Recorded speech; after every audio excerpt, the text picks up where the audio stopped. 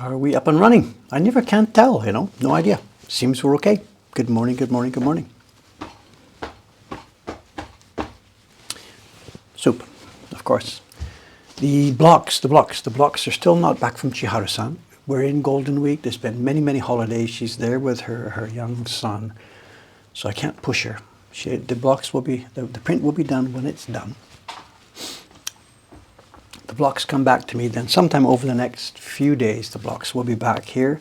I will then start printing my batch of the Space Ama. Now we're going to split it again. Probably Ishikawa-san, she'll be sitting behind me in the printing room. She'll be doing a batch. And maybe we'll ask Ayumi-san to put her Kamakura Daibutsu in the freezer for a while and also join in. We'll see. We'll decide once the blocks are back. As for the next one, that's the May print. The June print, color block carving is underway. Kawasaki-san is doing that in Kobe. Chiharu-san will pick that up once she's finished with May. We'll just rotate this same way every month now through the rest of the year. The work that used to be done by Kubota-san, one batch of each month's prints, is now being done by myself and the two ladies here. What else to report? Oh yeah, number 7, the July print. We've received the image and we're now discussing some tweaks on the image. That will then go to carving, go to Taran-san for carving. He's waiting to get going on that one. So work on the subscription series is progressing. It's not exactly on time, but we will get the series done. And for me now, because the blocks are due back in a few days, it's time to get the paper ready. So what I'll be doing this morning is doing sizing on the paper for the second batch of the May print of this year's subscription series. And it's a little bit special for me. Let me get a box, 1 second, from the next room.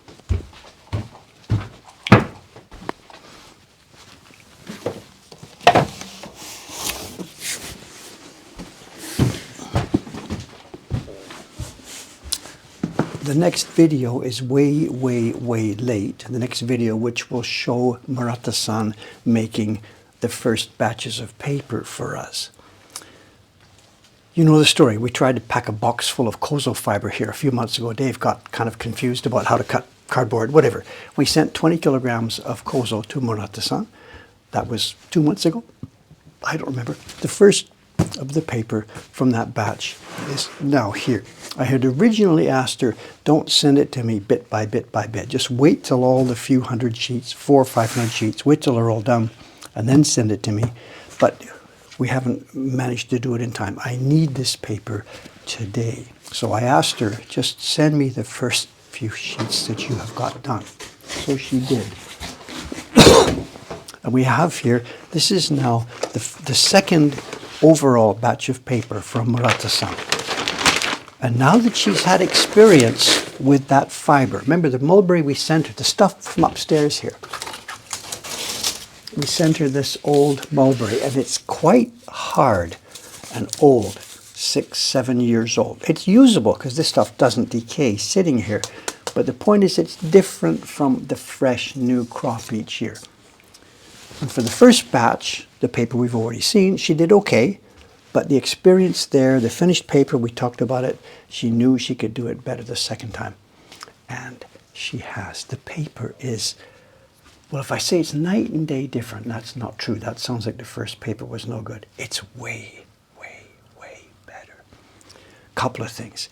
It's smoother on the top surface because the drying boards now that hadn't been used for 8 years, you saw me in the pictures there scrubbing them with her.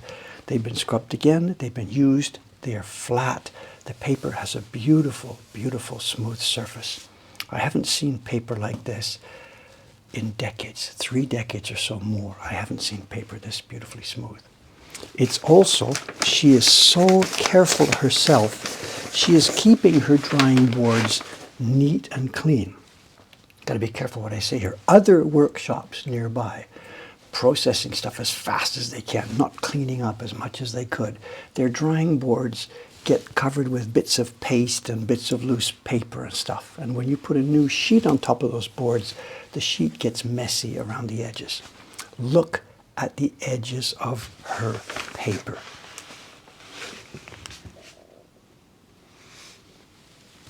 I mean, my God, it looks like it was trimmed in a factory. This is handmade natural selvage. I can use this paper up to within millimeters of the edge. The other paper that we get from the other workshop, it's rough and fluffy and rough, and I can't use within 2 or 3 centimeters of the edge of it. This lady is, she's more of a control freak than I am. Look at this. I haven't had paper like this. Not since I was a little boy. And then when you hold it up to the light, Chidi, I can't say zero, because that's not true, because there is here and there a little speck of stuff.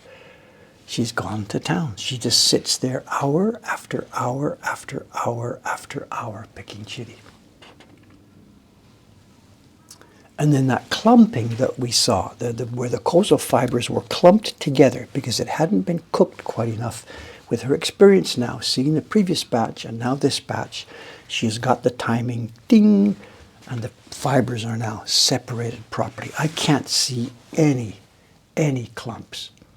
The printers, me included, are just going to love this stuff.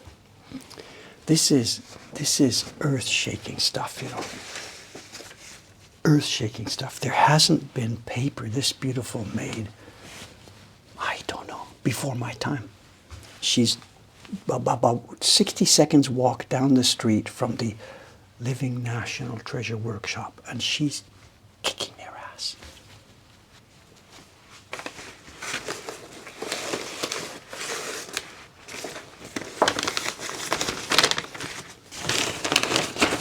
Having said that, I got to qualify it. She can only make not so much a volume of paper. She's taking her time like crazy. She is not yet up and running. There's no, you know, order a couple of hundred sheets, tomorrow a couple of hundred sheets, tomorrow a couple of hundred sheets. It's not like that yet. The Living National Treasure Workshop down the street is churning them out. Bang, bang, bang, bang, bang, because that's their power. So she doesn't have that kind of power yet at all. And from their point of view, yeah, it's easy if you don't have orders waiting, if you can take 6 weeks to make the batch of paper for the guy because he's okay. Anybody can do that, is what they would say. So please qualify what I'm saying here. They are a heavy, massive production workshop, churning it out for workshops all over the place. And she, as yet, is still baby steps. And when you're taking baby steps slowly and carefully, and you take 6 weeks to make the batch instead of 1 week, yeah, of course, it's clean and careful and neat. The question then becomes now, can she dial this up? And that's an open question. It's not a foregone conclusion. So far, so good.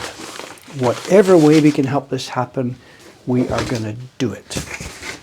We've already talked about the cost, the price. We're paying her double what we pay down the street. But we don't care. We don't care, we don't care, we don't care. And that's the paper we're going to see used today. This is the first batch of sizing of the second batch of her paper.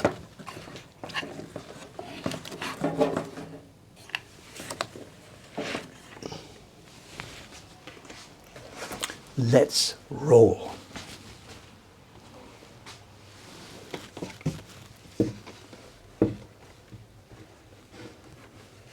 Tanuki Prince, is this John? John-san, are you here?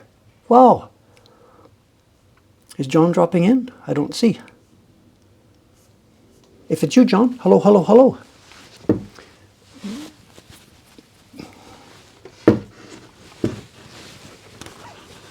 Printing is underway, John.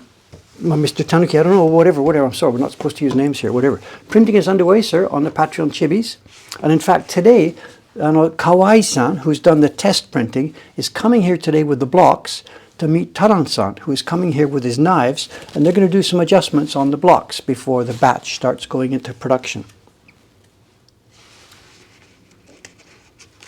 Ernie is asking, when she begins using new fiber, will there be adjustments needed? Of course, every batch of fiber, there's no question about it, every batch of fiber, the paper maker, whatever, has obviously got to look at this, feel it, taste it, chew it, do whatever they want with it to figure out the best way to boil it. the strength of the alkali solution, the length of time it boils, the temperature it boils, how you cool it at the end of the boiling. There's many, many, many, many, many factors. Yes, absolutely. She doesn't have a whole lot of experience at that yet. Can we get a tease of the chibi prints? No. For two reasons. One is I don't want to do that, and two, I can't. I don't have anything to show you right here. Test printing has gone on, and they'll be bringing them. Kawai-san will be bringing some of his test prints this afternoon. Any thoughts yet on the future of subscriptions? Nothing new to report. I want to continue, of course. It's all going to depend. Look at this again. The brush is too hard.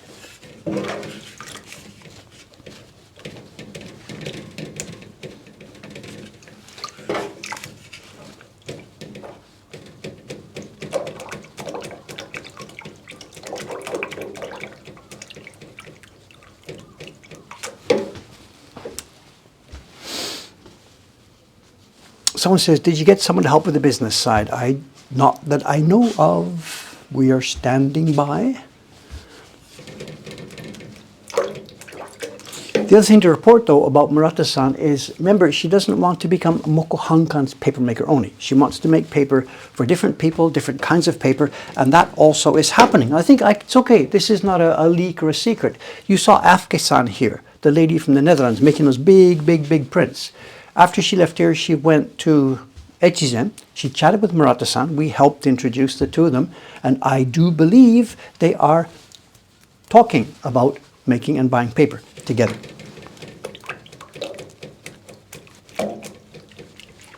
We alone can't keep Murata-san busy. She needs all kinds of different stuff going on. How many sheets today? Okay, we are going to be in trouble. We're going to be in trouble. It's 25 sheets cut in half. This is a half a sheet. You saw me hold up the full sheet a few minutes ago. This is half. I've taken 25 of those beautiful sheets, and it hurts every time I do this. It hurts. A few minutes before the stream, I took 25 of those sheets in the next room, cut them in half. And they will be cut again. 1, 2, 3, 4. This will be 4 prints. So we have 50 sheets, and there's no way, no way, no way, no way. Did you see Afke-san going and helping to make paper? Really?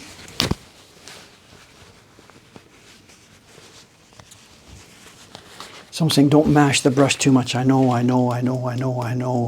Let it soak. I don't have time. It's okay. We're nearly there. Mashing the brush. If the brush is too hard and we do it, the hairs will break. Of course. I get it. I'm sorry. The hairs will indeed break.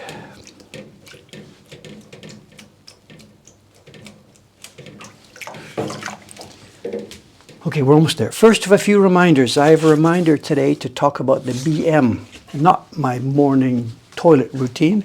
The British Museum tonight, coming to a YouTube channel near you tonight. The British Museum is premiering.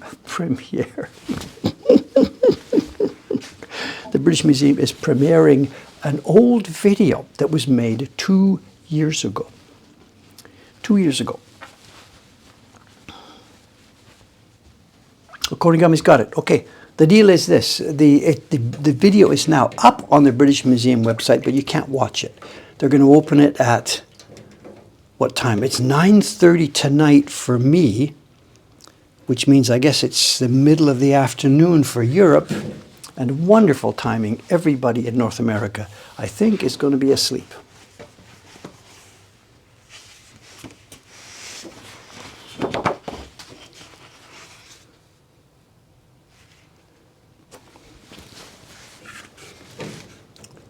But it's okay. It's not a dramatic announcement or anything. It's just me and Cappuccini-san, the researcher, one of the researchers at the British Museum. She's not a curator there. She's a researcher. Scientific, what's her title? I forget. Scientific research assistant or something. I don't know.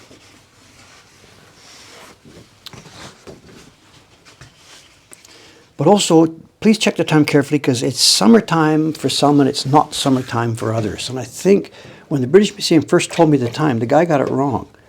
And he had forgot to account for summertime. And he told me, get ready at 10:30 tonight. And then somebody else jumped in and told me, Dave, you're going to miss it if you come at 10:30.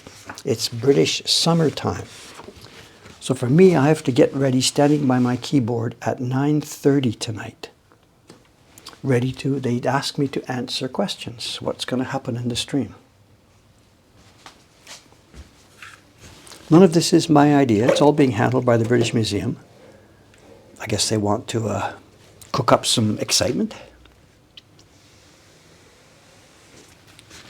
But I've got no idea if there's too many questions. I can't talk. I'm in the chat, you know, so I'm going to type.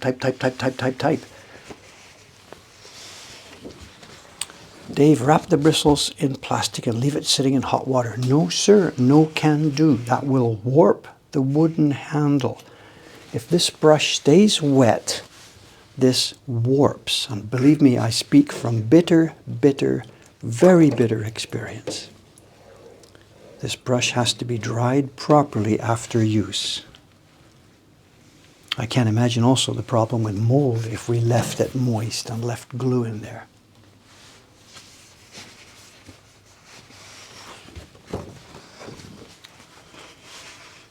I know suggestions welcome, but please understand that not everything you suggest is going to be practical.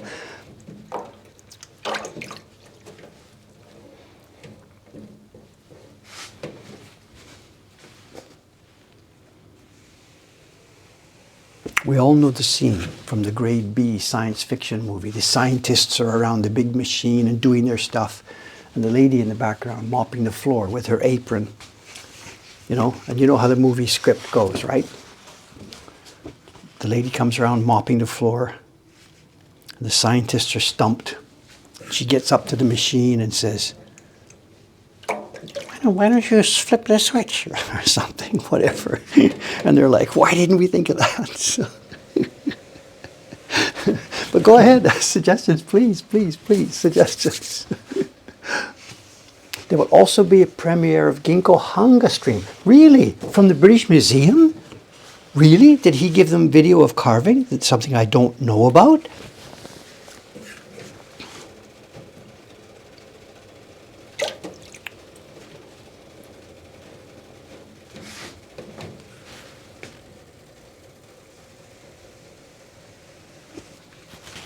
Do we have battling streams tonight? No. Oh, Twitch stream. Okay, I see. Okay. At the same time and station? Coincidentally?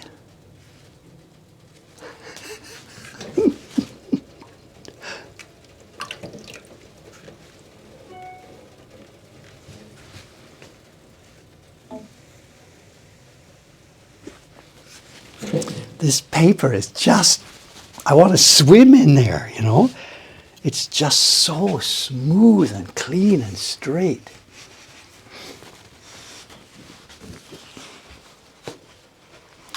Taran-san starts at the end of this? Really? Raiding? Okay, let me know. Tee me up, because of course we'll happily raid, if that's the case.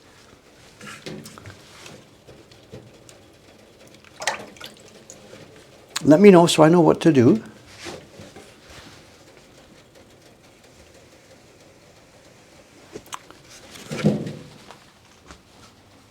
He's live as we end. Okay. Yeah, check me out. Then towards the end of the stream, remind me. And give me all caps, shout at me and get me going. We're going to be hanging paper, of course. This paper will be in the next room, hanging up.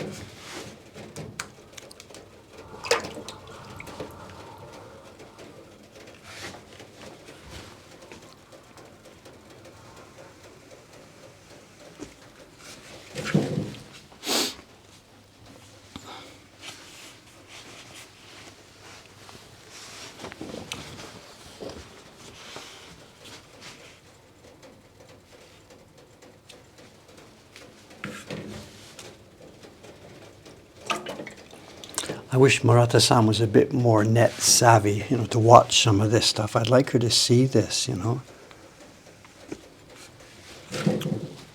Beautiful, beautiful, beautiful paper.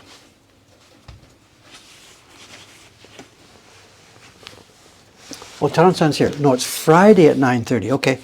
Yeah, your call, Taran-san. If you are doing something at some time that does match up, or if you want to try that something, please let me know. We've got X hundreds of people here. We could toss through to you. It's up to you.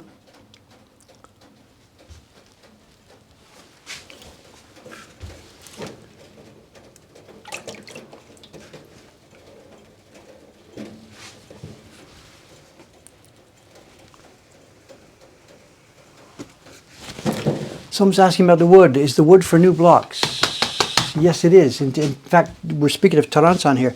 The other day, Taran-san came over and we started excavating. We're looking behind the closet here, deep in the upstairs. What's in the... There's a sort of a closet thing outside with a door that doesn't work. And he and I dug around to try and see what kind of cherry is here. Because I myself wasn't in control of that for the past few years. My then buddy Aoyama-san, he was working on that. But we're running out of wood here, so me and Taran-san did a bit of an inventory. And what we've done is a couple of things. We've identified some wood that is dry and ready to be sliced and pasted down. And maybe actually Saturday's stream, 2 days from now, may be a wood pasting stream. In fact, not maybe, almost certainly will be. And then we also found bigger chunks of wood that has been drying here for years and is now ready. In fact, it was nice. We picked up some of this wood, big, huge chunks, and tap it, and it rings like a bell. We've got some wood that is perfectly, wonderfully ready.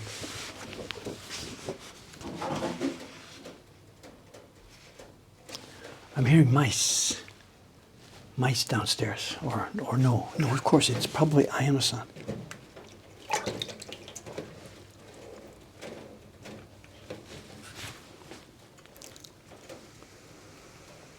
So to interrupt, Taran-san, I found a bunch of chunks of wood, and they are now dry, big chunks, and they are ready to be sliced. So we've contacted the guy in Kiba. I forget his name, Koichi-san in Kiba. And he's busy right now with Golden Week, or closing for Golden Week. And after Golden Week's over, he's going to call us to make an appointment. Me and Taran-san are going to rent a truck, boom, get him over there. We'll take some video, and you will see some wood slicing happening. Not live.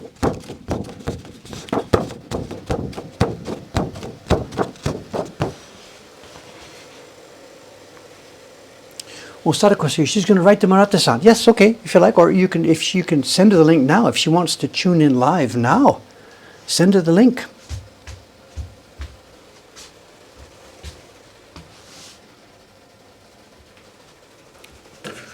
No, tonight's thing, I won't be. The video is a video that was made years ago by the British Museum, literally years ago, and they're going to premiere it tonight with what they call a live chat. So a live chat, whatever. I will be there on the British Museum channel to answer your questions.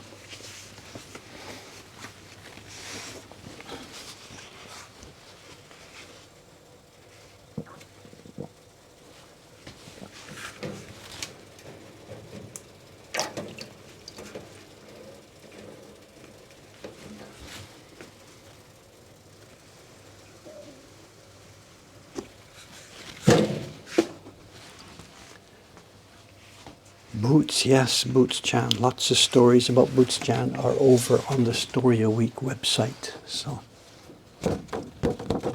someone says he tried American cherry, but it is way too soft. Well, if John Amos is still here, Mr. Tanuki Prince, if he's still in the chat here, he will have something to say about that, because John is using pretty much, I believe, exclusively American cherry. John, are you here? Joe, this gentleman from Norway.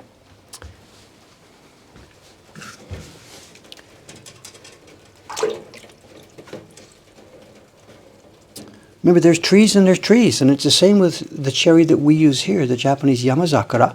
It's not a single thing. There is hard cherry wood and there is soft. This group behind me here, this will be color blocks. It's nowhere near dense enough for a key block, but we've got some more pieces over there that are heavy and dense.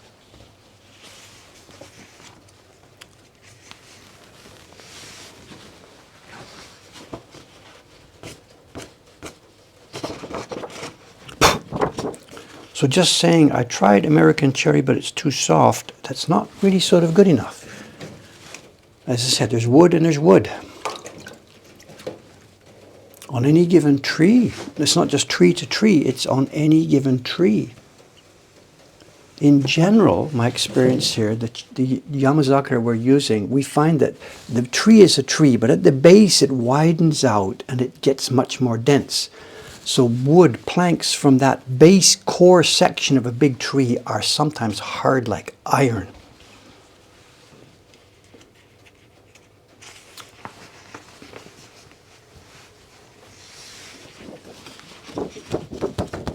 Talking cherry. Good. Well, I'm out of that except I'm out of there.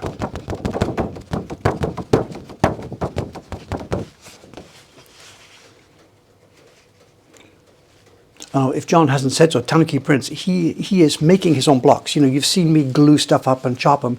John has more experience than me. John has made, John's hundreds of blocks? Hundreds of blocks by now.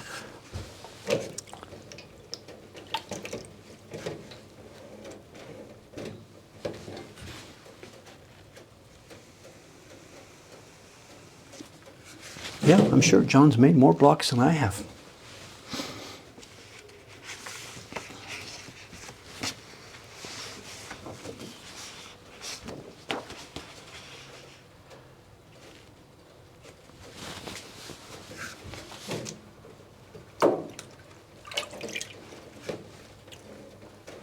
John, is there a source on your blog, or, you know, Tanuki Prince blog, is there a page or a section where people can see your system for making blocks? Do you have this public?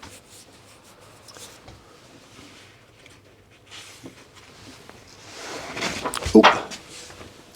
Oop. Drop a sheet of paper, I broke it.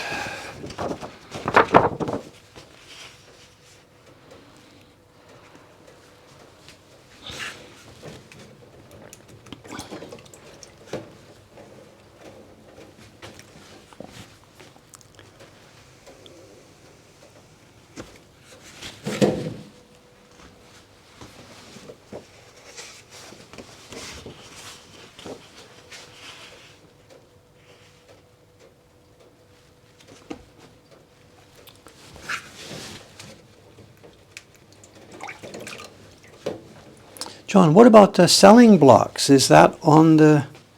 I know you're doing the barons now. You're making and selling barons. Are you doing wood? Are you selling wood? Or will you be selling blocks?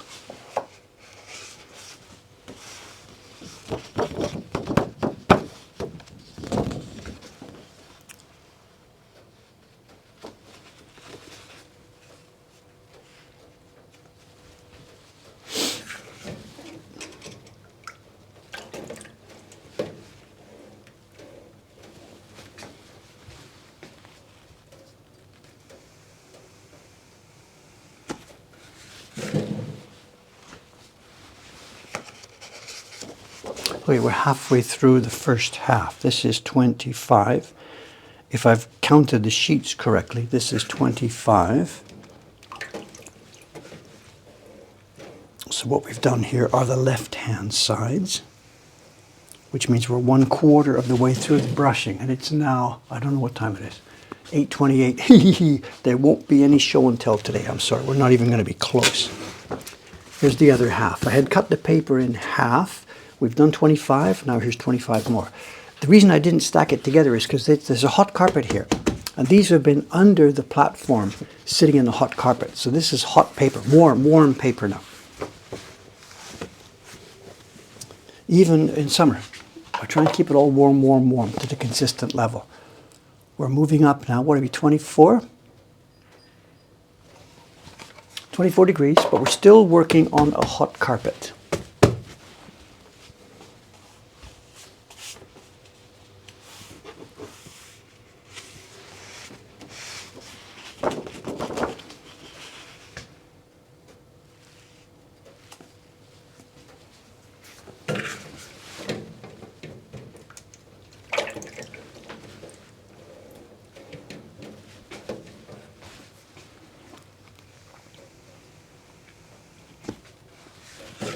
People are asking about John's email. Well, he put it in here himself. We don't put anybody else's email here, but John typed it in himself.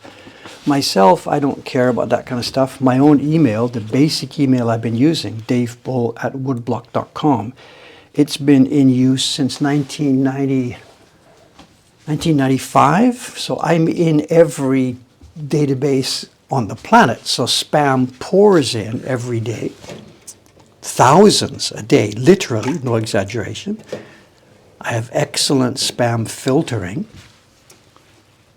but I'm not going to change my email every 6 months to try and keep off the bad lists. You know, I don't care.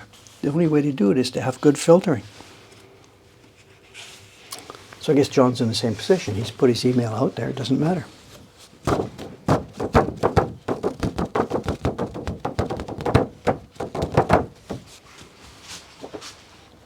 Is AI interested in selling blocks? I don't understand. AI.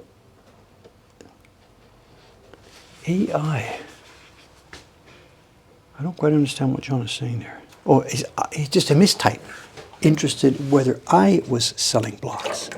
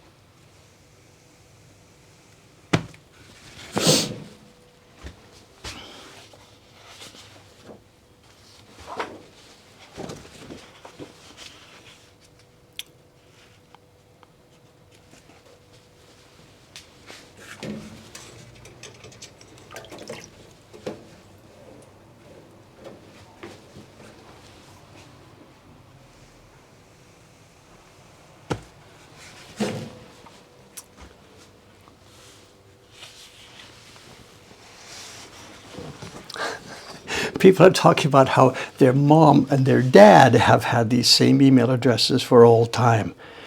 I guess I'm in that group, I guess.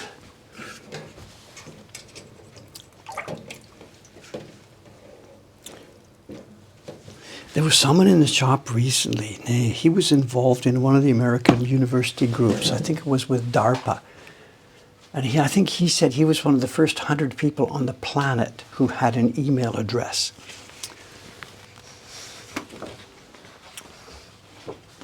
I don't remember his name, and I wouldn't whatever mention it. But yeah, a real old timer on the internet before we called it the net, before the World Wide Web existed. Of course, you know, it was DARPANet or something. I don't remember, but maybe he was at Cornell or Stanford or something. I don't remember the details, but he was quite proud of this. Like one of the first 100 people on the planet who ever had an email address. You know. ARPANET, is that what it was? I don't remember, I'm sorry. I don't go back that far. I think Dave Bull at woodblock.com would be from 1995, maybe. I don't remember when I got the domain name. Late 95, I don't remember. 96? 95, I don't remember.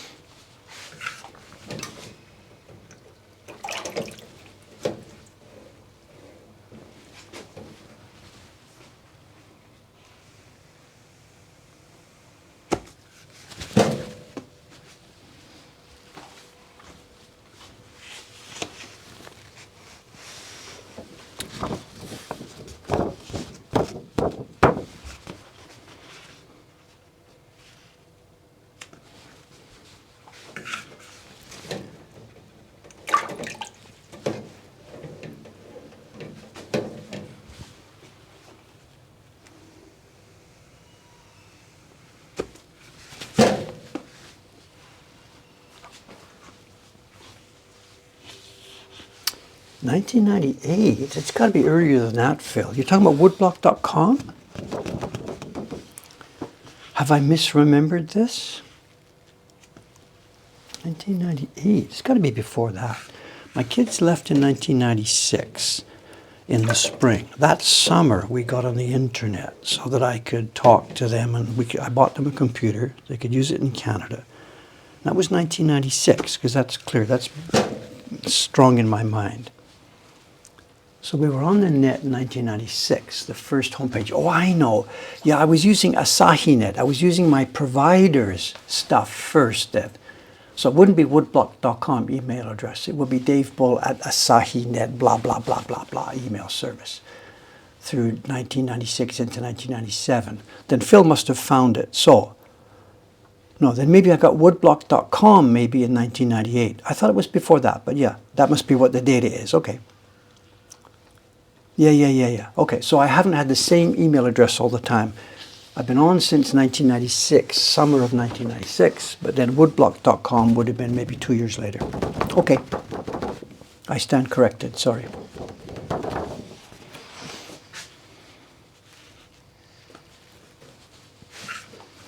Then Mokuhankan, that came much later.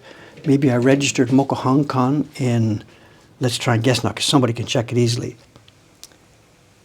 My memory of starting the Mokuhankan concept is 2006. When did the domain registration for that? Somebody's going to check this easily.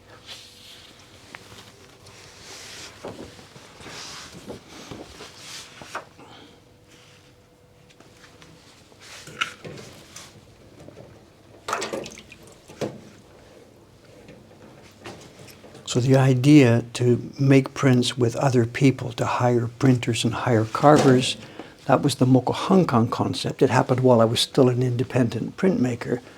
I think 2006.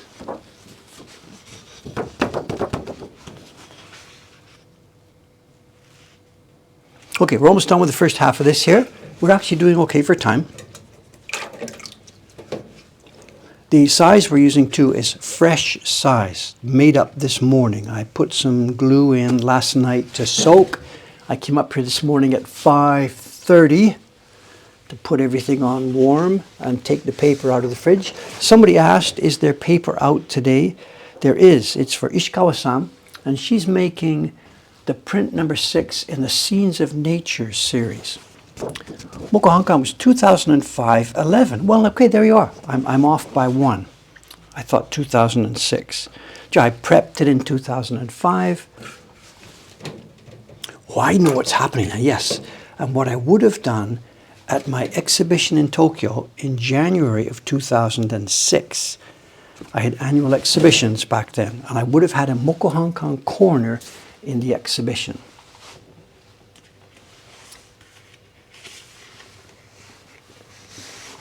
Do I need to buff the surface? I'm not. If you're talking about the paper, no. We're just coating this with glue. We're going to hang it to dry, and it then goes to the printers who will moisten it and then print on it.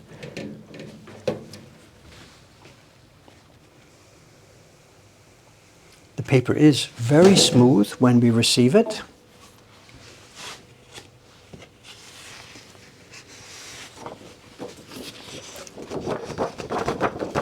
Woodblock, well, it's got to be very, very smooth. It's got to be, ideally, it's got to be planed smooth, not sanded smooth.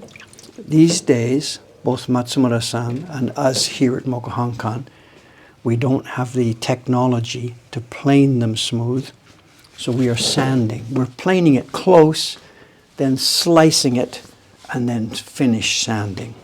That's not ideal, but it's all we can do. No need to calendar the paper. It is beautifully, beautifully smooth. For some of our printmaking, when there is an extremely delicate image, we press it and calendar the surface. For most of our work, that's not necessary. The paper itself gets flattened through the printing action, rubbing it face down on the blocks. Someone's saying get a scraper plane. Easy words to say. I use cabinet scrapers sometimes.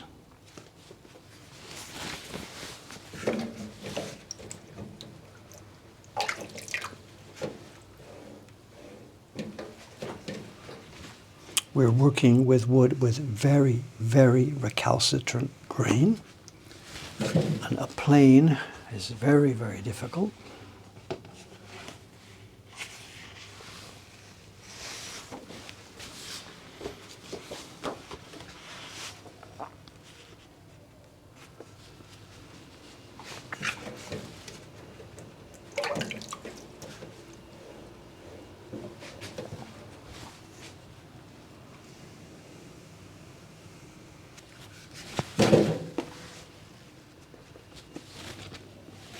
Having square sheets, it's so nice having this straight edge.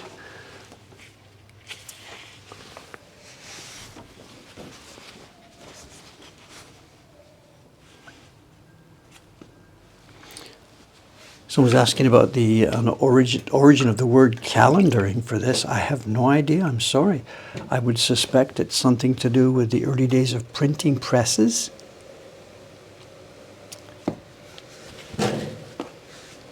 I don't know. Not idea. It's nothing specifically Japanese. Someone's saying, does the paper have a greener hue than Iwano's paper? It does indeed have a different tint to it. I don't know if I'd say green. Few things are different. I know the Iwano paper we're getting, that everything you've ever seen here, is made from fresh nasu kozo. Kozo from the Nasu Kogen, the area of Tochigi, Ibaragi called nasu. This paper is made from fiber from Niigata Prefecture. It was also boiled. Boiled, is that the right word? Cooked, boiled in a different way. It was cooked with a very, very lighter alkali for a longer time, which means it gets less sort of bleaching active. It's not bleaching per se, but it does get quote unquote bleached less. The stronger the alkali, the more the bleaching effect and the whiter the paper gets. So this will be more natural tone because of that. And then another difference is the Iwano paper we're getting, we have had for decades, is all got white clay powder mixed into it. Kaolin. And this paper does not. For Murata-san, we have switched to a system where instead of using clay, she is using very finely ground rice powder as a filler. So yeah, it would indeed have a bit of a different tone or a tint. Nothing that any of the customers are going to notice at the end of the day in the prints.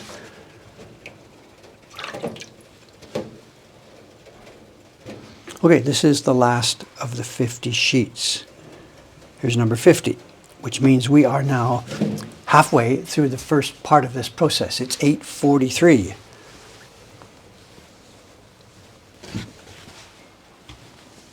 We now have to flip it and do the back side.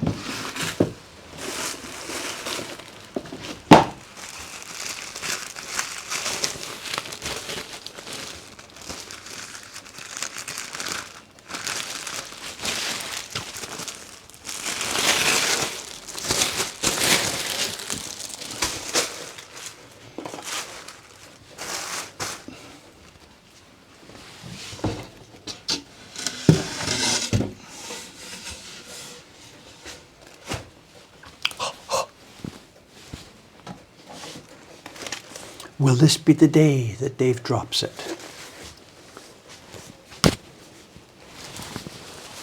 Is there going to be a day when I drop it, do you think? Is it a question of statistics? One day it will catch up to me. Talk about streaks. Will there be a day when I drop it? And will that be the day I should call it a day? Don't know.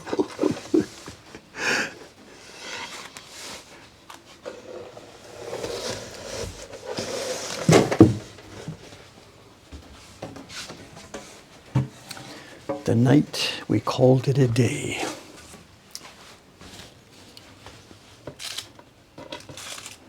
It's not that, you know, flipping 50 sheets is hardly, you know, dangerous. If I were flipping 200 or 500 or whatever, different story. And I think in Barrett's book, Timothy Barrett has got an excellent book describing his experiences in the 1970s visiting Japanese papermakers. I think it's called Japanese Papermaking, published by Weatherhill, or one of those publishers.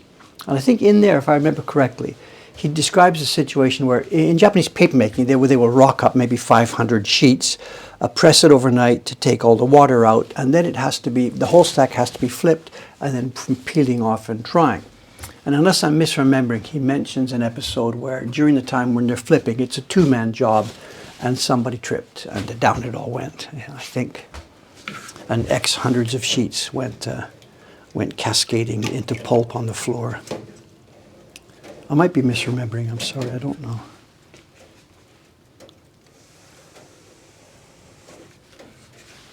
Or maybe it was just a nightmare.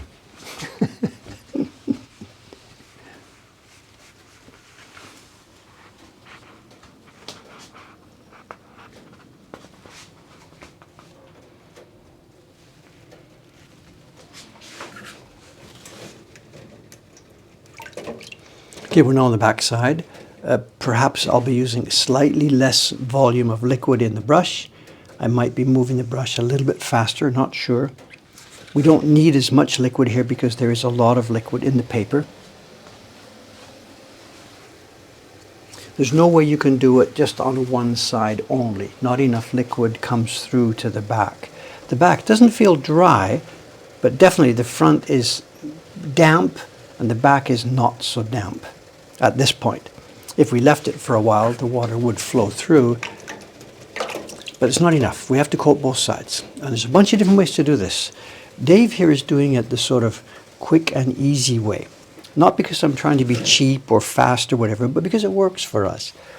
Other print shops, the Adachi shop, I have heard, not from personal experience there, but I have heard, in the Adachi workshop, their custom has been to coat the paper front with size, hang it up to dry.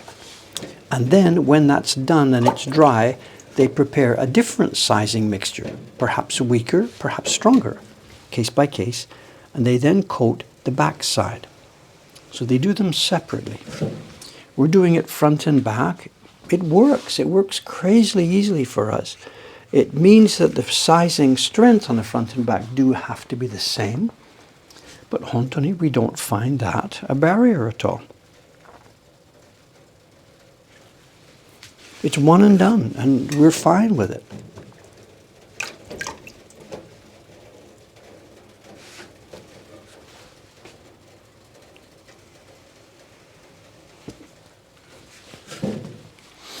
But the other option is there.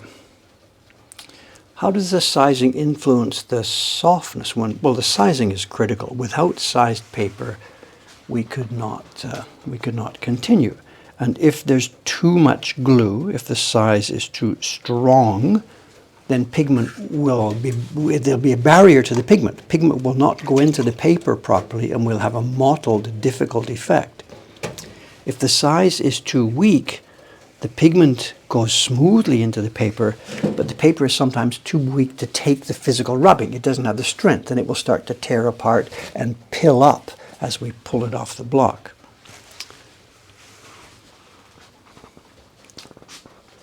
How did the professional sizer do it when I visited him? The particular batch he was doing on the particular day I saw was this way, front flip back.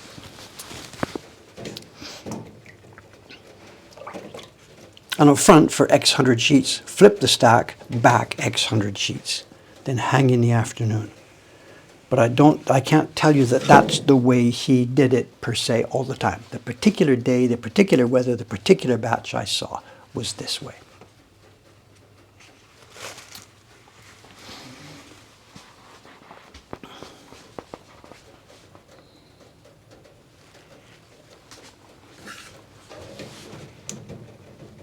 In the case of the Adachi, when they're doing it front and back separately, I would guess, and this is only a guess, that when you come to the back, it's got to be a weaker size because there's size already into the paper and some of it will have come through to the back. And I can't imagine how you could use a stronger size on the back of a sheet that has already been sized on the front. I think it has to be a very delicate, weaker size.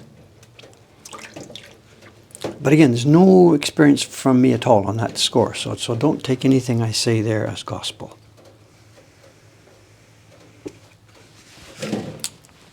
It will be stronger on the front, lighter on the back.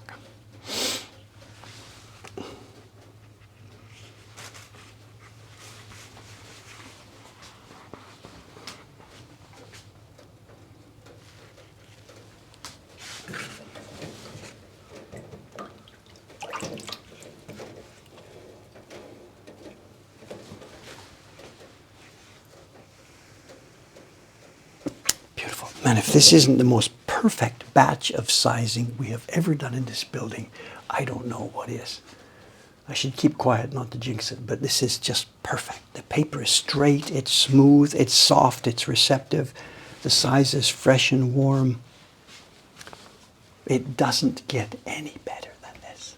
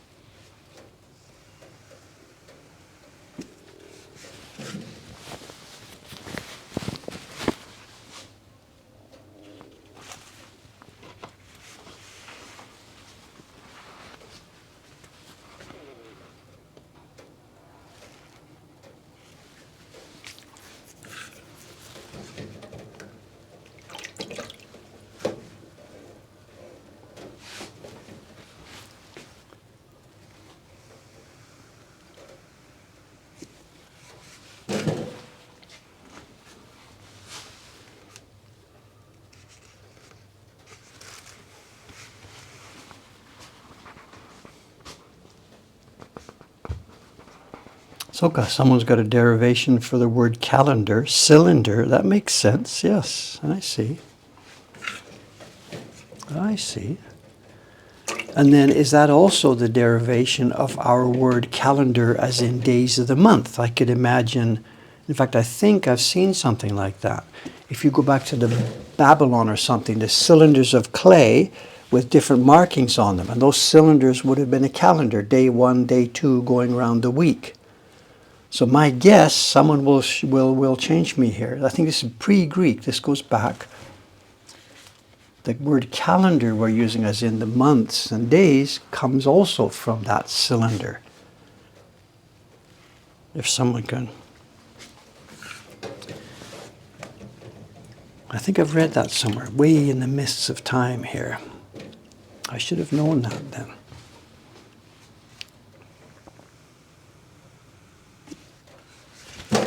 Calendar, cylinder, yeah. Everybody's frantically searching now, Wikipedia, whatever.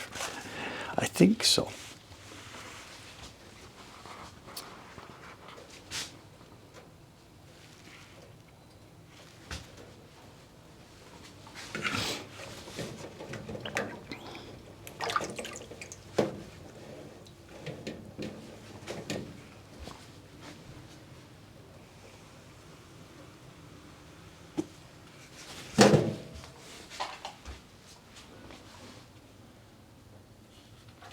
Calendai, which referred to the first day of the month, did no connection with cylinders? Really?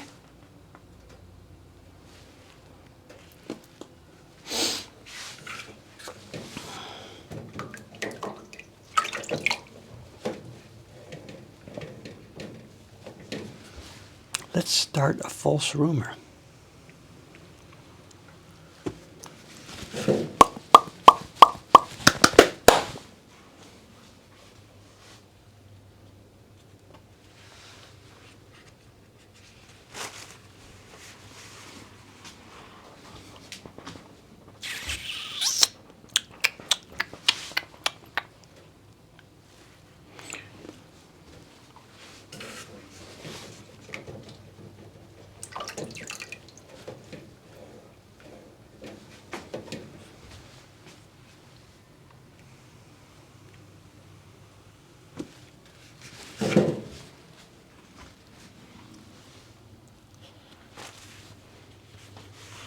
Someone says my wall calendar this year is pictures of goats standing in trees. Ah, Soka, that reminds me. What do I do now? Oh, we have a conundrum here. Speaking of goats standing in trees, I have a video that I took on Tuesday that I wanted to show you. Standing in trees. Do we have time? No, we don't have time. Oh, I have a 1.5 minute video. It's not goats standing in trees, but it is creatures standing in trees. Sadako and I went for a walk on Tuesday. Tuesday the shop was closed, closing day, and it was a national holiday. There was nobody in this building. I had a choice of two things to do. I could use the time with no distractions to do something, make a video. I didn't. Sadako and I went for a walk. We walked from here to Ryogoku, a distance of about 1.5 to 2 kilometers, somewhere on there. From here to Ryogoku is 2 kilometers. It took us 10 hours.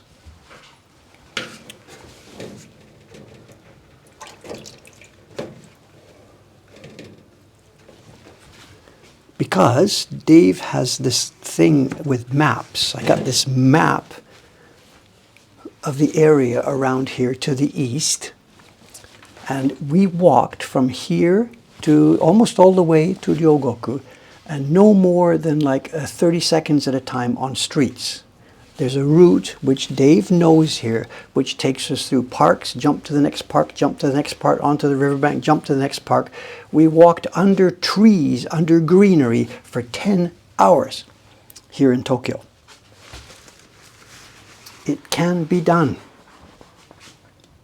And partway along the way, towards the end of it, we bumped into this park, and it had a signboard in the park that said, over here is the island of, what's the translation? Yacho no Shima, island of wild birds. And there's a place where there's a little river there. It's a stagnant river, but it widens out. There's an island in the middle, and there's a couple of trees there, and it's full, and I mean F-U-L-L, full of white herons, blue herons, gray herons, big herons, small herons.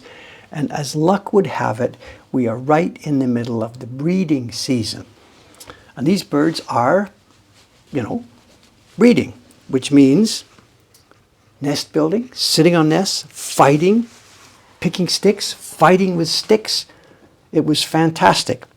Now that I've told you this, I've got to show the video. It's a 1 minute, 30-second video, and I did it with my, it was loud. I did it with my Osmo, and we were a bit too far away. Just a minute. Let me boot up the hard drive here. The hard drive's sleeping. Let me wake it up. 1 sec. Step 1, wake up the hard drive.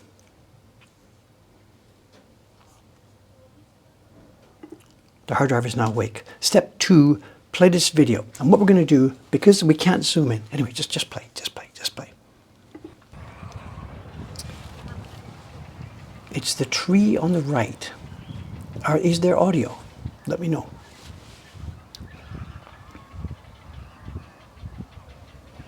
We're too far away, I'm sorry. The Osmo doesn't have a good zoom. So what we'll do, let's see.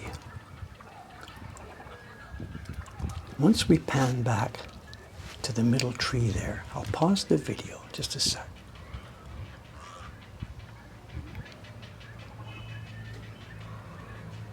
There's hundreds of birds in that tree. Hundreds, hundreds, hundreds. Okay, let me pause here for a sec. Let me try and stretch the video here so we can look at this middle tree. Let's try this.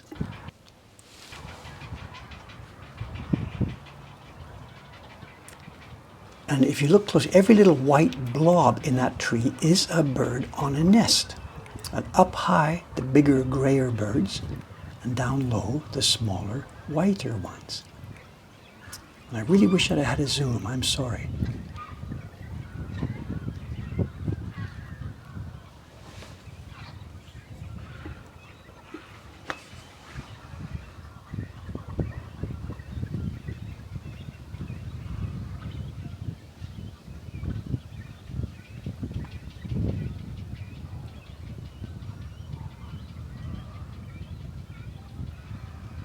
In the middle there, all those white spots on the tree, those are birds sitting on nests.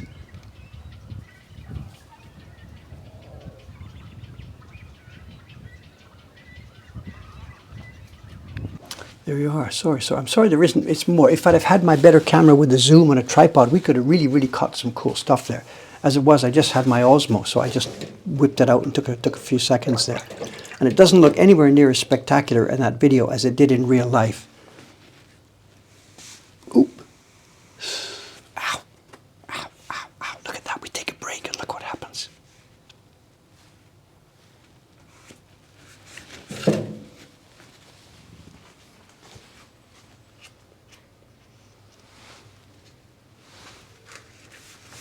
Yeah, we sat and watched for about half an hour, the two of us. We walked around it. There's a pathway all around, so you can see it from different sides.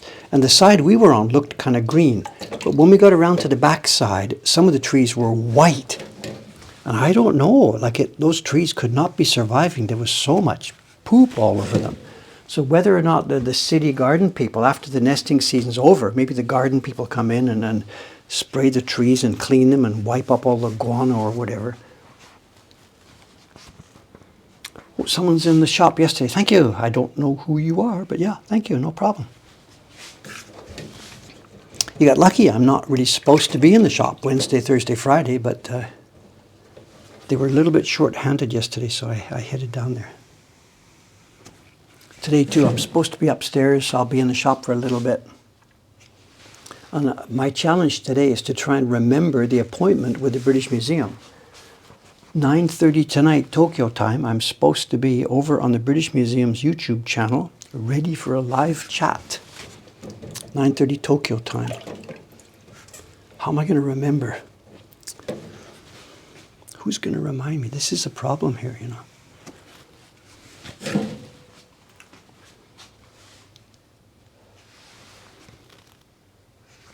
Can somebody drop the link in again for the British Museum thing? There's obviously new people in the chat here. Tonight there will be a premiere on the British Museum YouTube channel of a video about the Hokusai Reborn series. One of their researchers came to Tokyo a couple of years ago.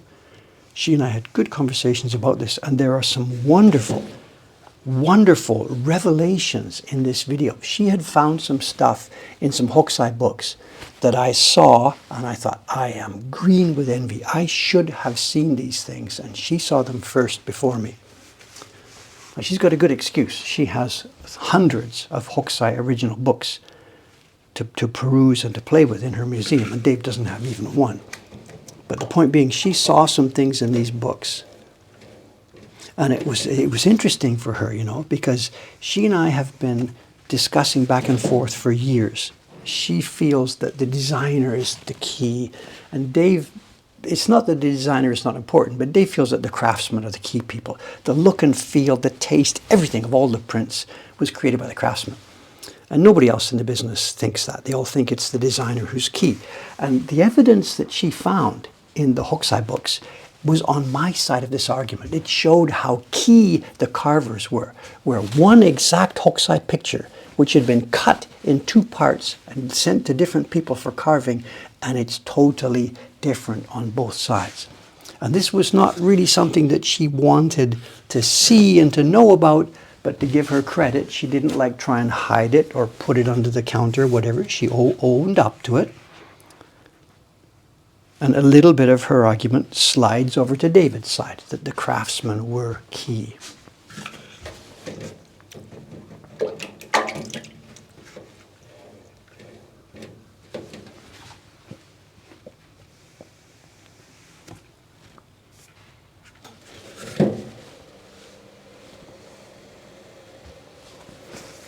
I got to be careful. I'm talking and being a bit too careless here. Get the liquid right.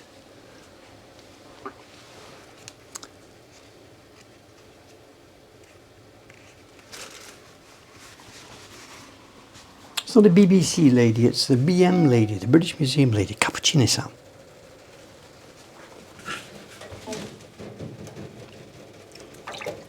This has nothing to do with the BBC.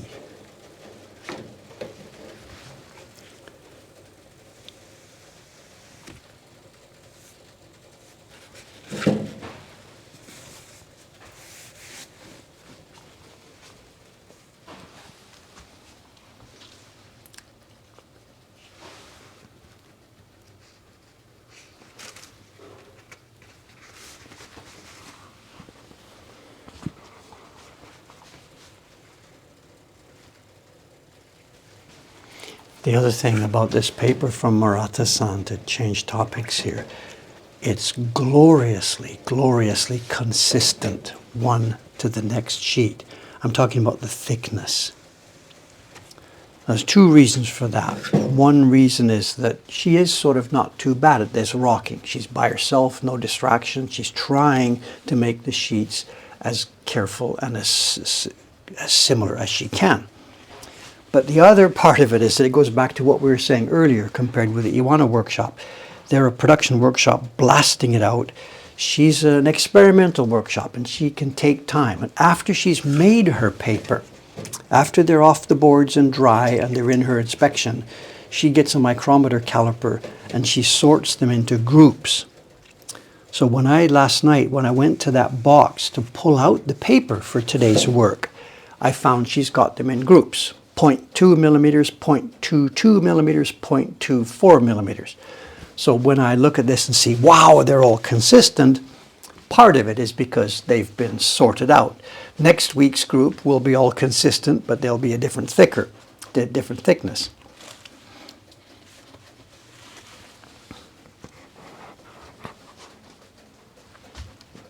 Someone's asking, do we have the illustrated places of Naniwa? I myself have a dynamite set.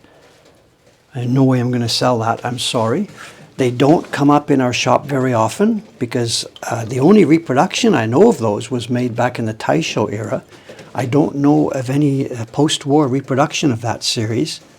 So it's not the kind of thing we will find in, Yahoo auctions and stuff like that.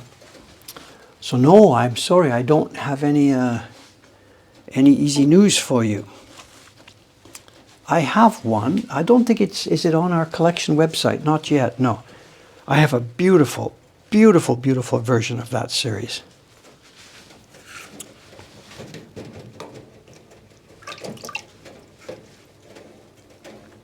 I'm curious too why that series is not better known. They're gloriously interesting prints.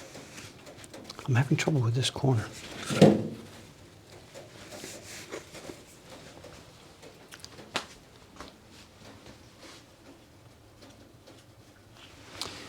Phil's asking about the paper size. There will be 4 prints made from each of these sheets. 1, 2, 3, 4. We'll be cutting it in half and quarters, goes to the printers. Next week, when you see me printing, you will see each of the sheets I have when printing will have 2 straight sides and it'll have the selvage at the end.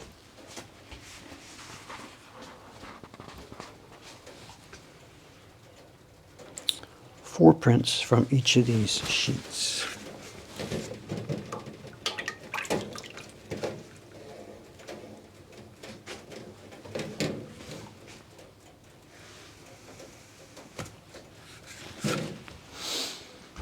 How's our time? 9:09. We got a ways to go yet.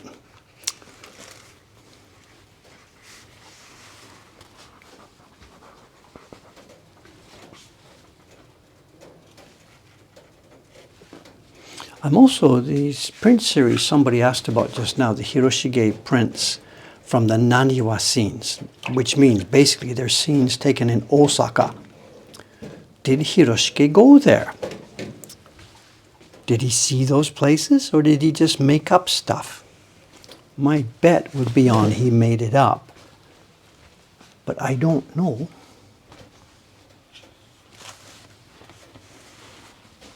He has the famous Tokaido series, of course, but the consensus on that seems to be that he didn't actually go all the way down the road. Researchers and people have seen old documents and stuff. It really seems unlikely that he went all the way down. And then Osaka, that's past the Tokaido, that's different territory. And it seems there's no diary records, letters and diaries. There's nothing of knowledge of Hiroshige being in Osaka. But I know absolutely nothing about that at all, of course. Where did he get the information? Other prints, other guidebooks.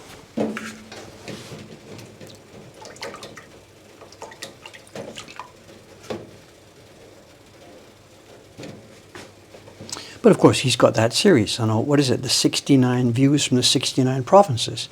There's views from all over the country. And we know there's no way he didn't go all over the country to Kyushu and Shikoku and the North Sea and all that stuff. But he's got a very, very famous series of prints. There's the Kiso Kaido, 69 views of the Kiso Kaido, which half are Hiroshige, half are Eisen. And there's absolutely no record of him ever going there. So this stuff is just imaginary. He's seen other prints.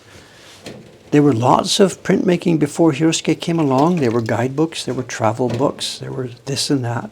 And he pretty clearly has gleaned information from some of those. The most famous example is the Kanbara print on the Tokaido.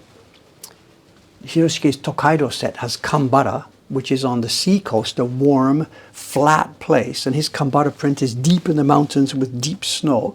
And it turns out there is also a town called Kanbara up in Nagano in the Kiso Kaido area. And a guidebook picture shows it in deep snow. And Hiroshige, or his publisher, clearly got the wrong one. When it came time to make a print of Kanbara, he grabs the old guidebook, takes the hint, and says, oh, okay, I can do something like that. That's my job. And away he goes. And he chose the wrong Kanbara. So there's no, he's never been to most of those places at all.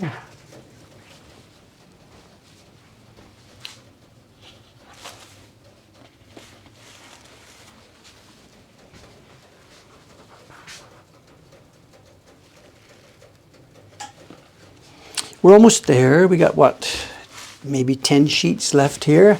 It's 9:12.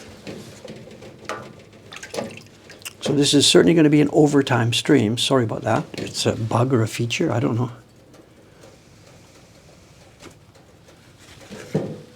But it's going well. It's going well.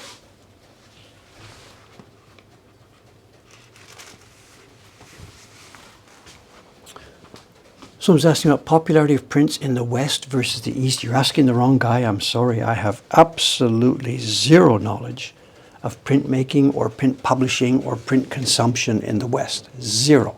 Zero. Zero. My knowledge academically of such things in the East is weak. I'm a print maker. I know about wood and paper and carving and printing. I'm not a researcher at all. All I know is what I read in, the books and stuff. Prints in Edo era were a big deal. There was a massive industry. Book publishing. The populace was literate. The populace was hungry for information. This was a big time of peace after hundreds of years of civil war.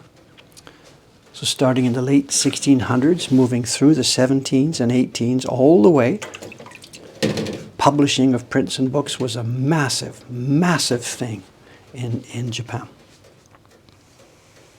The volumes, the people, the researchers give us the numbers and stuff of prints and books that were published. The numbers were massive. But how this compares to the West, you're asking the wrong guy. I just don't have any information. I'm sorry. Japan was late to the party. Prints and books in the West, we're talking the 1400s or so. I don't know the exact numbers. I mean, Gutenberg was working, what was he, 14 something. There's lots of prints, etchings and prints and publications dating from the 1400s, 1500s. That's way, way, way, way, way before Japan. Japan was very late to the party in terms of publishing and mass production. Very late to the party. But once they got going, boom, they got going.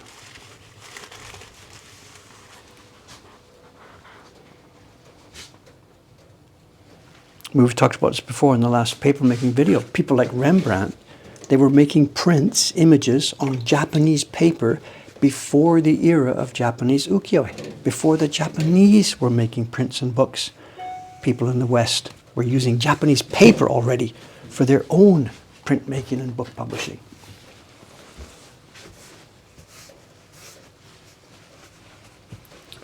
Japan was very, very late to that party.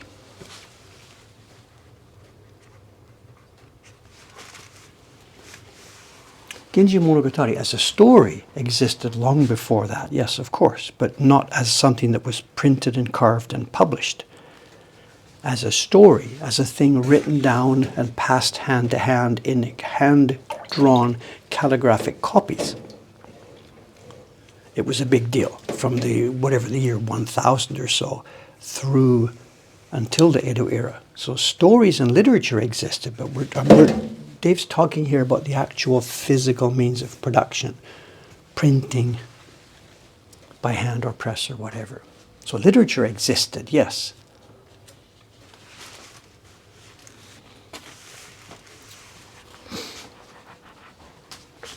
Again, I'm not the person to, my knowledge of such things is very superficial.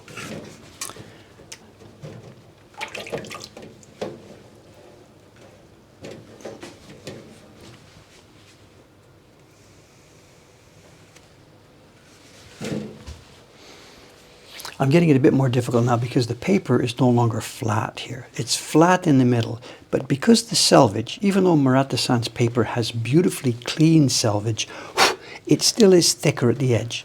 So we've got a thing now that is flat in the middle that curves up a little bit at each end. And I'm trying to go down the slope across and up the slope at the other end. I'm getting a bit too much here. I'm dropping too much liquid in this corner.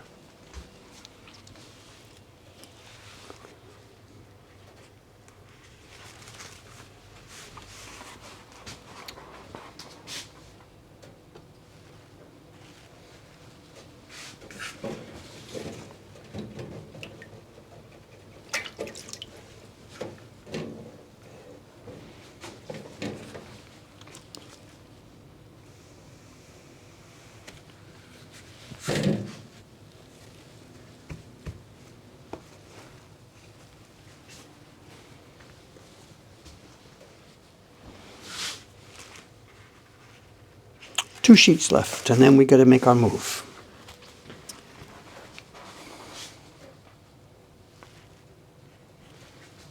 How long has it taken here? It's taken about an hour to do 50 sheets, both sides. Very easygoing pace. Here's number 49. Oops, missed the top there. Oops.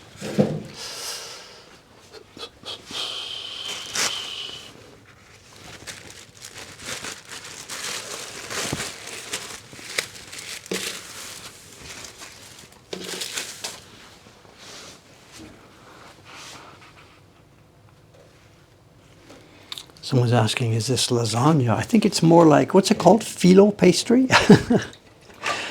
I think it's not Italian so much as Greek. I don't know. What's that pastry? You fold it and flatten it and fold it and flatten it and fold it and flatten it. Or it's like making a sword, a Japanese samurai sword. Fold it and layer it and fold it and layer it.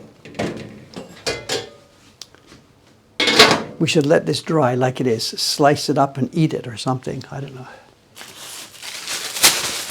Okay, step one is done. We have applied Nikawa glue to both sides of a stack of paper. We now have to move to the next room to hang it up, which means we've got to move. So step one, tell you what, we still have trouble with crashing. So let me try an experiment here this time. Let's make me the focus of attention. I will now turn off that camera in the background. The white camera is now turned off, the one behind me. I'm going to unplug it, which previously crashed the stream.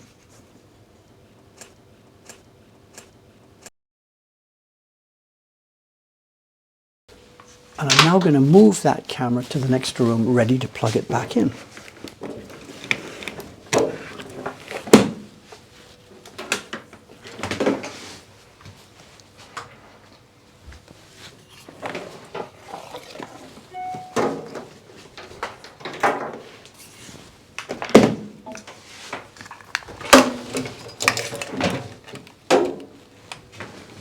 One camera going through to the next room. Back in a second.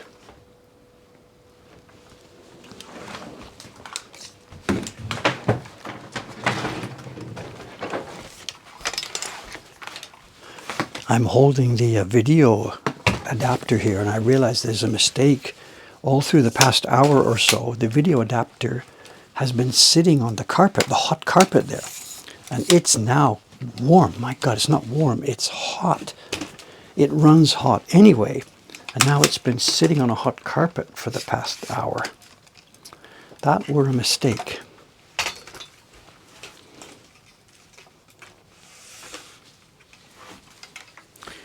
That were a mistake. Okay, let's plug in the camera. Are we ready? Let's see, where's my power?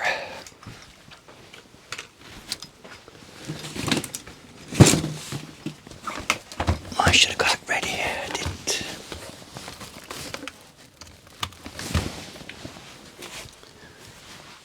Okay, camera ready. Next step, move the computer. I'd better take out the hard drive. I've got a hard drive mounted here.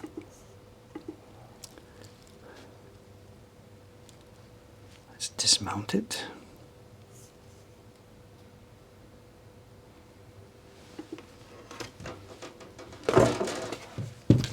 It wasn't sitting on the hot carpet.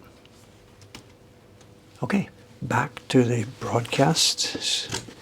We have our microphone. We're going to walk through. And I'm trailing the internet cable behind me. Here we are. This is the top floor.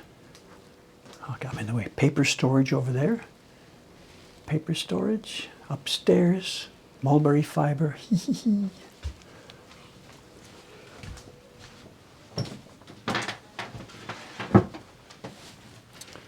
Someone says if I disable the camera in the stream software, I clicked it off. I clicked it into not visible. Is that counting as disabling? I'm sorry.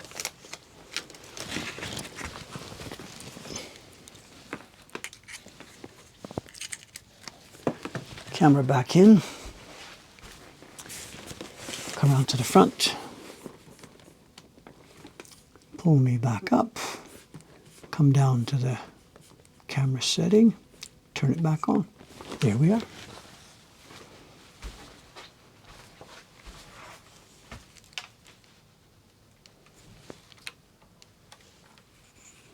Let's go get the paper.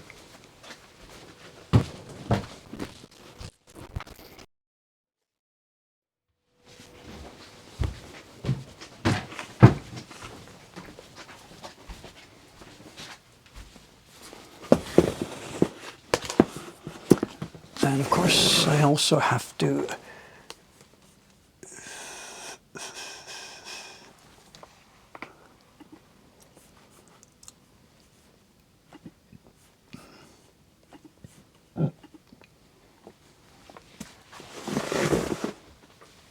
here we go. Click. And I think we've got this. Maybe I should make this one a bit smaller. Okay, for those of you who don't know what's happening, we're now going to hang the paper.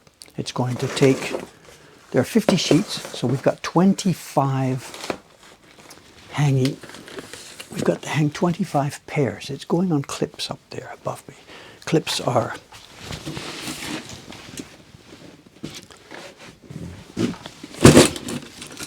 beside me. Let's do this thing.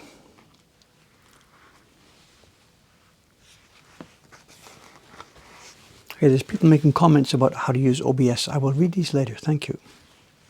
I thought by turning off the camera before unplugging it, that would be enough, but it seems not. Okay, let's move the camera. All right, get better. We have our patented, not patented triple clips. The paper is not wide enough. We are just going to use 2 of them today.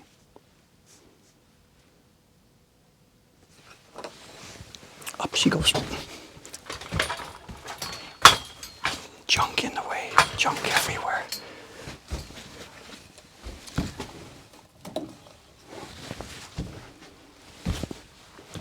And what's happening is there are strings up on the roof. There's a series of strings here. And we're going to fill that space with paper.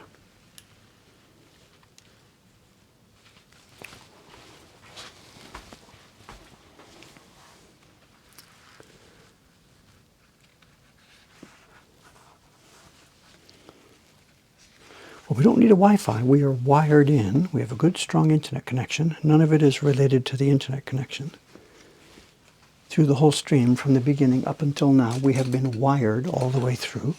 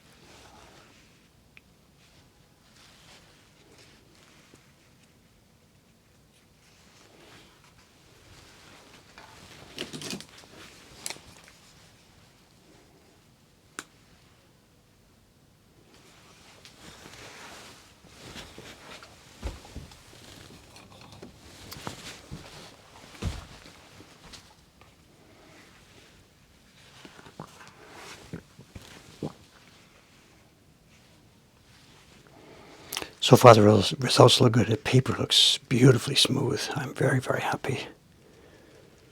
I mean, I should be. We've done this enough times. There shouldn't be any doubt about this.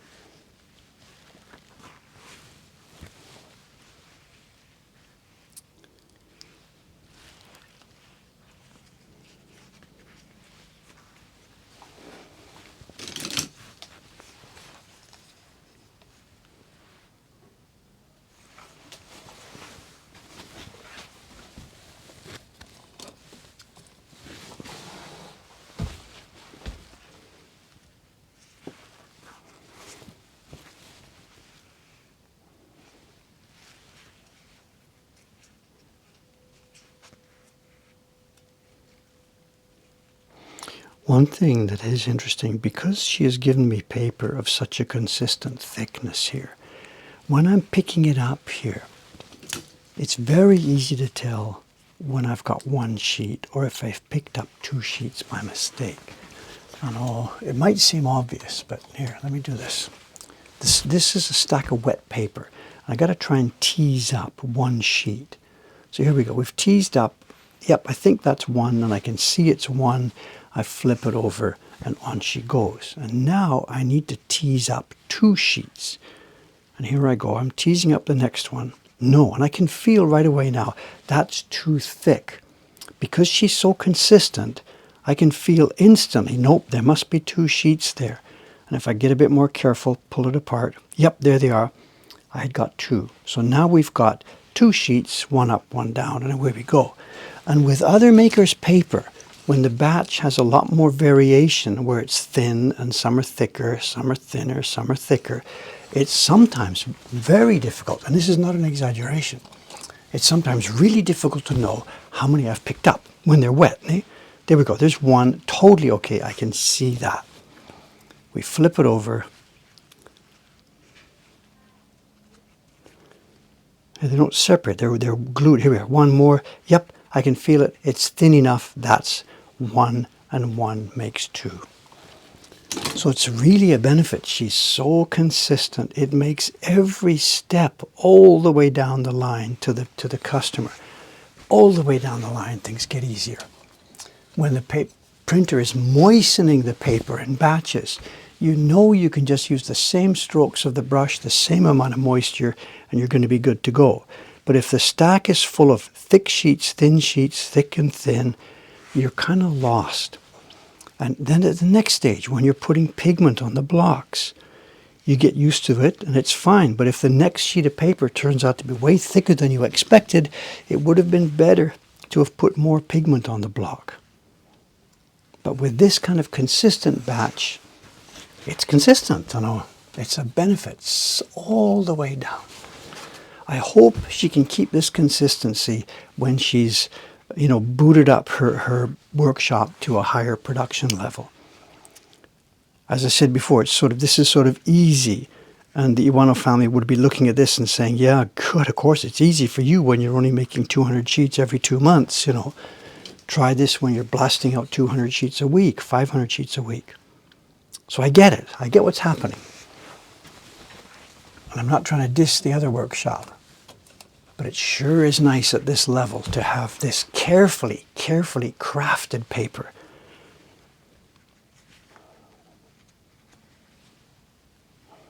It's not economical, of course. You can't work at this pace and make a living at it. This is still early days for her.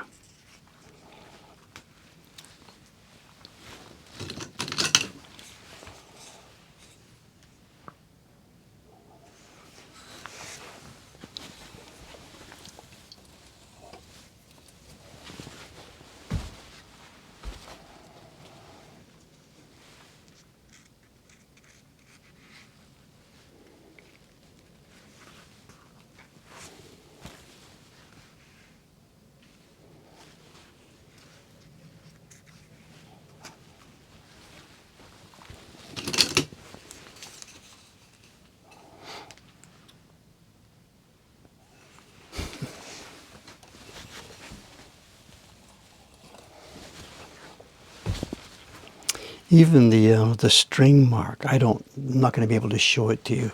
There's a string mark. When she's rocking the sheets, flipping it and laying them down, peel it off. Rock it, lay them. Rock it, lay them. At that point, she has to prepare for peeling them off. And she puts a thin nylon string at the edge of each one. We'll see this in the video that's coming up. Try and describe it. She lays the wet paper, puts a thin nylon string, rock, rock, rock, lays the next paper, thin nylon string. In the old days, they would use a thin flax string. It doesn't have to be plastic. She uses nylon because it's consistent and it's easy. It comes off the paper easy. It doesn't have to be plastic. It could be anything. A thin string she puts on. And she has been really, really careful. She's kept the string right at the edge of the paper. Other makers, whatever, they slap the string on and it might go woo, woo, woo, woo, woo, and it'll go into the paper, and we can't use that part of the paper because it's a string mark embedded in it. But she's thinking ahead to when we're making prints and taking the time and trouble, the extra time and trouble to lay it down cleanly.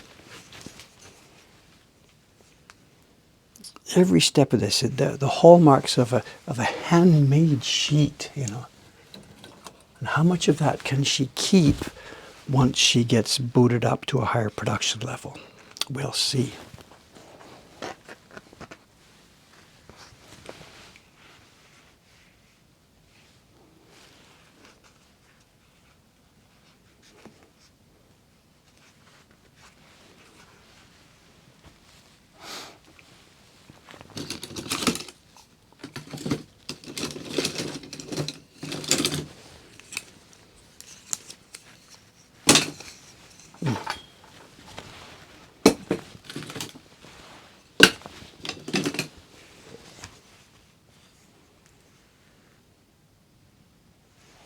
Beautiful.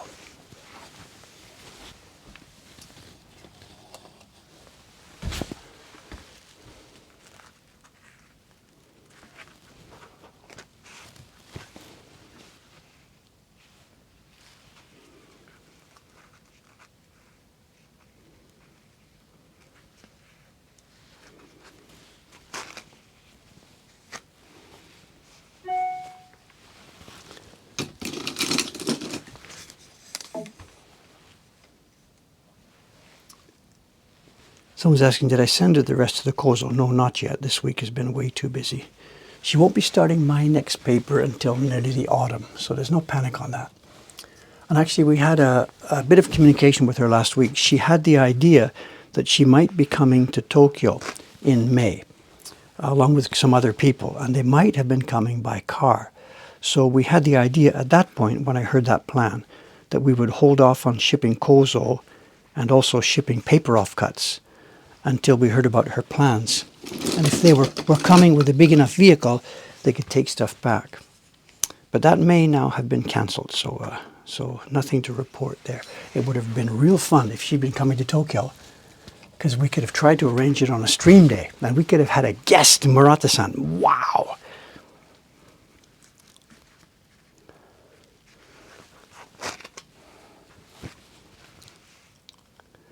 She doesn't speak English, though, so I'm not sure having her as a live guest on the stream, does it make sense? I don't know. That would certainly stretch my interpretation skills to the limit, absolutely.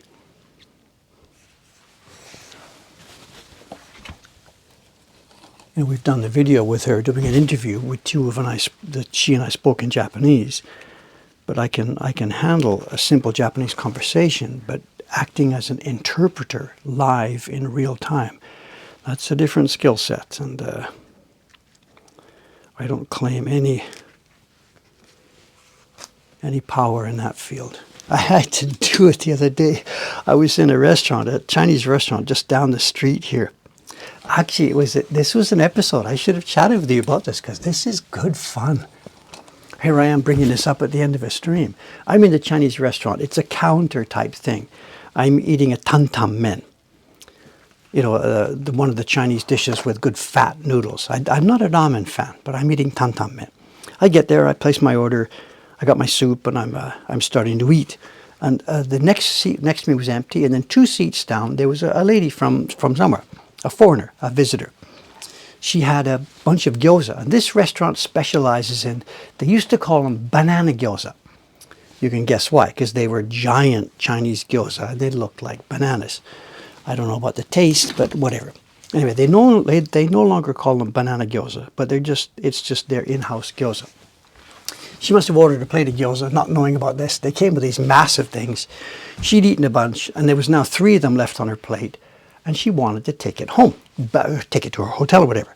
And she didn't speak Japanese at all, and the waiter guy didn't speak any English at all. So she calls him over to get ready for a bill. She gestures at this thing, and she tries to say in sort of simplistic English, take home, take home. I want to take home, you know. And he's like, he didn't know at first. He's looking around, I'm there, so Dave steps in and says, she wants to take this thing in a box and take it home. And this is actually, quote unquote, illegal in Japan. It's not allowed for restaurants. They can offer takeout service, that's fine, that's one thing, but they're not supposed to let people pack up food and take it home to eat. For 2 reasons. One is it's health reasons, it's unsafe. People might leave it in the fridge for 6 weeks, eat it and die. The other reason is tax. The tax on food when you eat it in is 8%, but the tax on food when you take it home is 10%. So, the point being, once he understood what's going on, he waves to her, I'm sorry, we can't do this. So she looks at him and says, I want to take it home. I want to eat these in my hotel room, you know. And so I end up interpreting the conversation here. Now, that's fine. We're not talking about United Nations level of trade negotiation and tariff negotiations. This kind of negotiation I can handle. So he gave up and he said, okay, we'll do it, but on one condition, that you have to eat it quickly. And he tried to say this to her, eat quickly. Or eat fast. What did he say? I forget. He's trying to say, eat fast. And she thought he meant sitting here, eat fast and get out, you know. It was chaos for a few minutes until I realized what he was trying to say. And what he meant for her was that he'll do it for her on one condition, that she doesn't delay, that she eats it kind of straight away once she's taken it home. Like, don't leave it there for 2 weeks and die and come and sue us, because we'll be in big trouble. It's funny. I read in the newspaper a while ago that at the moment the health people here are trying to get the laws adjusted because there's huge amounts of food waste. A whole bunch of food is being thrown away that could be, should be, would be eaten. So there's a move afoot to try and get the laws changed to allow restaurants, I think we've talked about this before, to allow them to give out, I think what in my day used to be called doggy bags. I forget what they're called now.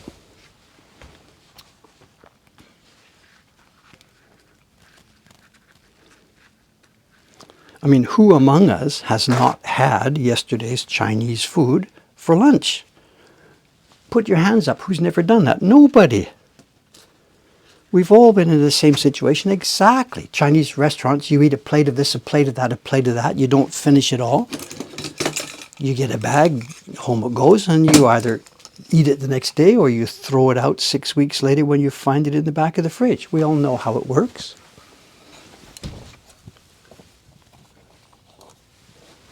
I think. I don't know what they do in China. We are done. We're at the last sheet.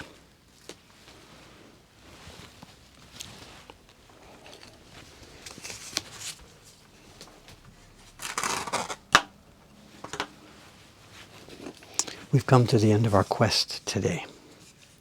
50 sheets of paper, 25 sheets cut in half, carefully sized for the printing of the May issue, the last half of the May issue of the Dreams of Future Past subscription series.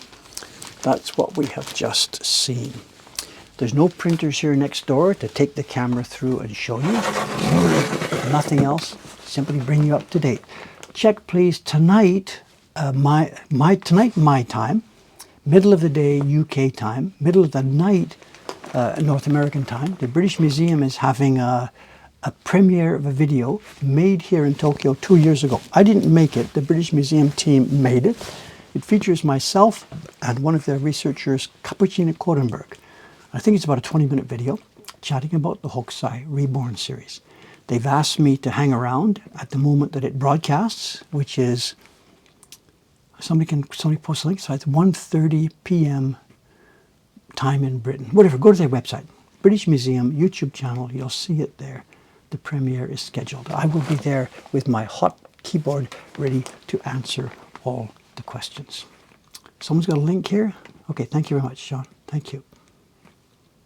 Okay, I'm out of here.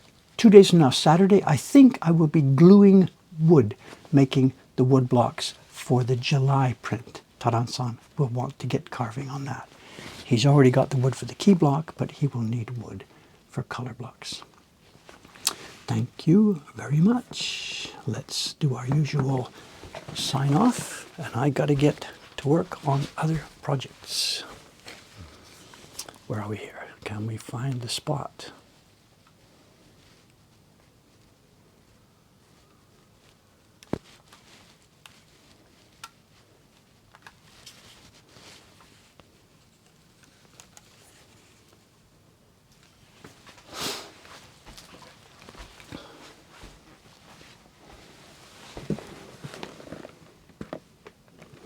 Bye for now. See you in a couple of days. Counting down. Oh, there's my hand. Look at this. Ooh, ooh, ooh, ooh, ooh, ooh, ooh. Can we get it right?